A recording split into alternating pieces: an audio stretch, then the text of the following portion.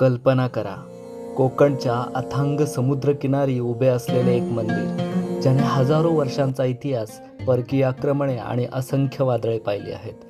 हे आहे श्री कुणकेश्वर मंदिर. एकेकाळी कोकणातील समृद्ध संस्कृती आणि समुद्री वैभवाचे प्रतीक. पण जेव्हा आक्रमकांनी कोकणावर हल्ले सुरू केले, तेव्हा सर्वप्रथम लक्ष बनली ती येथील मंदिरे. श्रद्धा मोडण्यासाठी मंदिरांची तोडफोड करण्यात आली. देवतांच्या मूर्ती लपून ठेवाव्या लागल्या. काही मूर्ती नदी नाल्यात, तर काही डोंगर कपारी आणि गुहांमध्ये शतकानुशतके दडून राहिल्या. पण श्रद्धा कधीच संपली नाही. स्थानिकांनी पुन्हा एकदा मंदिर उभे केले.